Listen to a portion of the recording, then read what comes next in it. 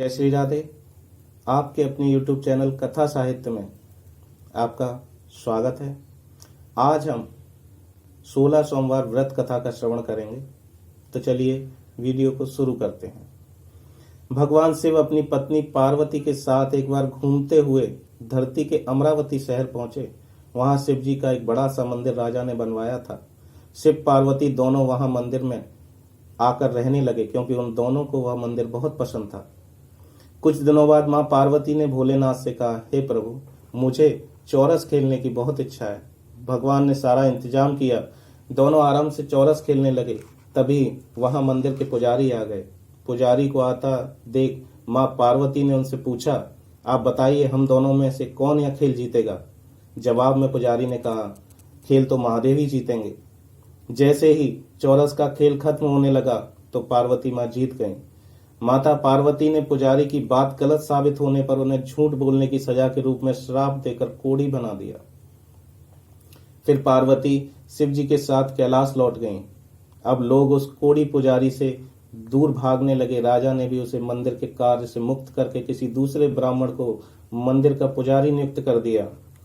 कोढ़ी पुजारी भी उसी मंदिर के बाहर बैठकर अपने लिए भिक्षा मांगने लगा। कुछ दिनों बाद उस मंदिर में स्वर्ग से कुछ अप्सराएं आईं। पुजारी को देखकर उन्होंने उसकी हालत का कारण पूछा। पुजारी ने कहा, मां पार्वती ने मुझे श्राप दिया है।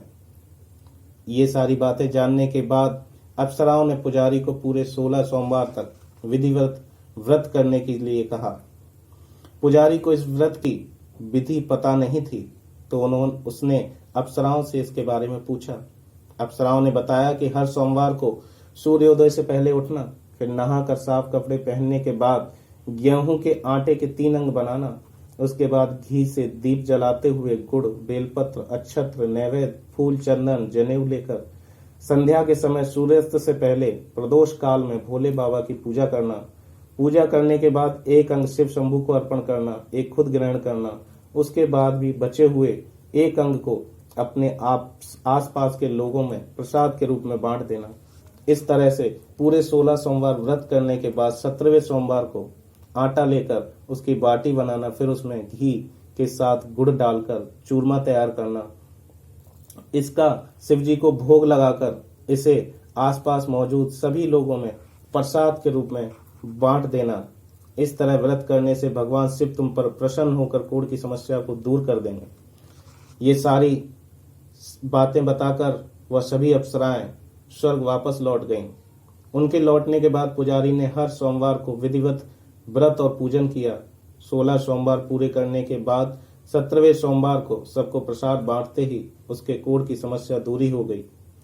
पुजारी के ठीक होने पर राजा ने दोबारा उस मंदिर में पूजा पाठ करने का जिम्मा उसे सौंप दिया। होते होते एक दिन दोबारा भोलेनाथ अपनी पत्नी पार्वती जी के साथ फिर उसी मंदिर में पहुंचे। पार्वती जी ने जब देखा कि वो कोढ़ मुक्त हो गया है जो उन्होंने पुजारी से श्राप दिया था, तब उन्होंने पुजारी से पूछा, ऐसा कैसे हुआ? जवाब में उस पंडित ने उन्हें 16 सोमवार व्रत करने की कथा के बारे में बताया। पुजारी की बात सुनकर मां काफी खुश हुई। उन्होंने भी 16 सोमवार व्रत करने के लिए मन बना लिया। इसके लिए मां पार्वती जी ने पूरे विधि विधान जाना और अपने नाराज बेटे कार्तिक को वापस पाने के लिए नियम से व्रत करने लगे। 17वें सोमवार को जब उन्होंने सबको प्रसाद बांटा तो कुछ ही दिनों बाद कार्तिकेय घर लौट आए। उन्होंने मां पार्वती के पास पहुंचकर पूछा, माता, अचानक कुछ हुआ कि मेरा सारा गुस्सा ही खत्म हो गया। क्या आपने कोई उपाय किया था? जवाब में मां पार्वती जी ने 16 सोमवार व्रत की कथा सुनाई। यह सुनकर कार्तिकेय जी को भी 16 सोमवार व्रत करने का मन हुआ क्योंकि वह अपने मित्र ब्रह्मदत्त से दूर जाने से दुखी थे। माता पार्वती से 16 सोमवार व्रत की विधि जानकर उन्होंने परदेश गए अपने दोस्त ब्रह्मदत्त की वापसी की मनोकामना के साथ व्रत शुरू किया। पूरे 16 सोमवार व्रत करने और उसके विधि विधान से समापन करने के कुछ ही दिन बाद कार्तिक का दोस्त लौट आया।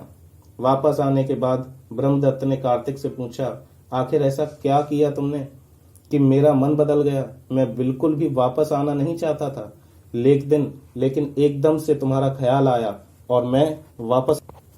तब कार्तिक ने अपने दोस्त ब्रह्मदत्त को 16 सोमवार व्रत की महिमा के बारे में बताया।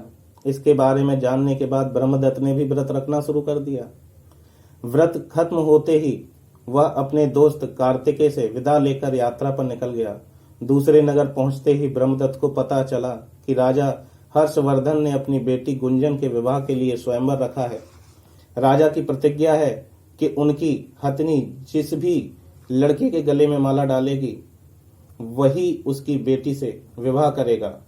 उत्सुक होकर ब्राह्मण महल पहुंच गए। वहां कई सारे राजकुमार थे। उसी वक्त हथनी ने अपने सूंड में माला उठाई और ब्रह्मदत्त के गले में डाल दी। राजा ने अपनी प्रतिज्ञा को पूरा करने के लिए ब्राह्मण ब्रह्मदत्त से अपनी बेटी का विवाह करवा दिया। शादी के बाद ब्राह्मण से उसकी पत्नी ने पूछा, आखिर आपने ऐसा कौन सा कार्य किया था कि हथनी ने सबको छोड़कर आपको चुना? ब्रह्मदत्त ने अपनी पत्नी को 16 सोमवार व्रत कथा के बारे में बताया। राजकुमारी ने यह सब जानने के बाद अपने पति से विधि पूछकर व्रत शुरू किया। व्रत के समापन के बाद उसे एक सुंदर बेटा हुआ जिसका नाम गोपाल रखा। गोपाल जब बड़ा हुआ तो उसने अपनी माँ से पूछा, आखिर मैं आपके ही घर पैदा क्यों हुआ?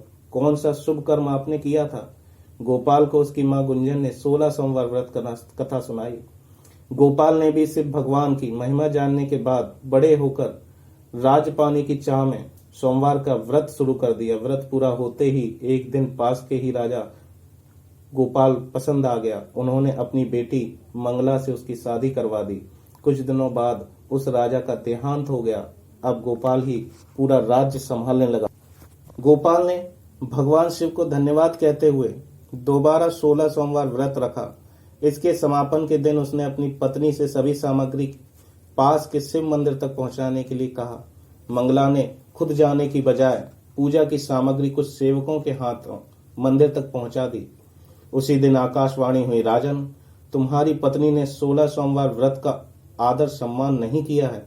अब तुम अपने महल से तुरंत निकाल दो, वरना तुम्हें सब कुछ खत्म हो जाएगा। गोपाल ने अपनी पत्नी को अपना आदेश न मानने और भगवान शिव के अनादर के लिए महल से निकाल दिया। अब वह भूखी प्यासी दर दर भटकने लगी। उसे जो भी सहारा देता उसका सब कुछ नष्ट हो जाता। एक दिन उसने एक बुढ़िया की सूत की गठरी को छुआ तो सारा सूत हवा में उड़ गया। फिर उसे एक तेनाली ने रहने के लिए घर दिया तो उसके सारे तेल के मटके खुद ब खुद टूटने लगे।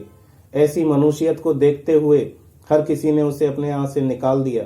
अब उसकी कोई मदद नहीं करता था। प्यास के मारे जब वह किसी नदी के पास पानी पीने के लिए पहुंचती तो वह नदी सूख जाती। फिर एक दो दिन वह जंगल में पेड़ के नीचे छांव पाने के लिए बैठी। उसी वक्त वह पेड़ सूख गया। देखते ही देखते सारे हरे भरे पेड़ सूखने लगे। कुछ देर बाद तो वह एक तालाब पहुंची। वहां का पानी जैसे ही उसने छुआ उस पर कीड़े पड़ गए। यह सब देखकर वह हैरान हो गई। उसी कीड़े वाले पानी को उसने पी लिया। भटकते भटकते एक दिन रानी पुजारी के पास पहुंची। उसे देखकर पुजारी समझ गया कि इसके साथ सही नहीं चल रहा है। उसने रानी को मंदिर में रहने की इजाजत दे दी। रानी मंदिर में सब्जी या फल को हाथ लगाती तो वह सड़ जाते। आटा को छूती तो उसमें कीड़े पड़ने लगते। पानी से बदबू आने लगती। यह सब देखकर पुजारी ने कहा, लगता है तुमसे कोई बड़ा अपराध हुआ है जिससे नाराज होकर देवताओं ने तुम्हें दंड दिया है।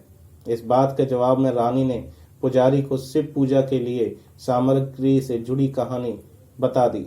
यह बात जानने के बाद पुजारी बोले, तुम कल से 16 सोमवार का व्रत शुरू करो। इससे प्रसन्न होकर भोलेनाथ तुम्हें माफ कर देंगे। पुजारी से 16 सोमवार के विधि समझने के बाद अगले ही सोमवार से रानी व्रत शुरू रखना कर दिया। पुजारी उसे हर सोमवार को व्रत कथा भी सुनाते थे। 17वें सोमवार को जैसे ही रानी ने अपने व्रत का समापन किया वैसे ही राजा को अपनी पत्नी की या राजा ने अपने सैनिकों को पत्नी को वापस लाने के लिए भेजा। सैनिकों को जब पता चला कि वो मंदिर में रह रही हैं तो उन्होंने रानी को अपने साथ चलने की प्रार्थना की।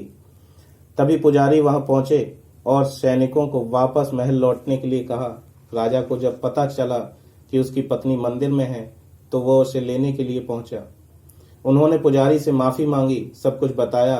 पुजारी ने भी कहा, ये सब भोलेनाथ का प्रकोप था, आप अपनी पत्नी को ले जाइए। राजा और रानी महल पहुंचते ही वहां खुशियां मनाई जाने लगीं। खुशी के मारे राजा ने पूरे नगर में मिठाइयां बंटवाईं और ब्राह्मण व निर्धन को खूब दान दिया। अब रानी महल में भगवान शिव की पूजा और 16 सोमवार का व्रत करते हुए खुशी खुशी रहने लगी। दोस्तों, इस कहानी को जो भी सुनेगा और करेगा, जो इस व्रत को करेगा, उसके सभी कष्ट दूर होंगे। इस कहानी का मेन उद्देश्य जो है वह यह है कि कहे गए कार्य को ढंग से करना चाहिए, चाहे वो कोई भी कार्य हो, पूजा पाठ हो, पढ़ाई लिखाई हो या कोई कामकाज हो। हर कार्य को बड़े लगन और मेहनत से पूरे सिस्टम के साथ करना चाहिए, विधि विधान के साथ करना चाहिए, खासकर पूजा और अर्चना को। अगर हम ऐसा नहीं करते हैं तो हमारी पूजा के, हमारे हवन के परिणाम जो है वो नकारात्मक आने लगते हैं। इसीलिए आप सभी से मेरी गुजारिश है, प्रार्थना है कि आप सब लोग जो भी व्रत करो, सबसे पहले किसी जानकार व्यक्ति से, किसी ब्राह्मण से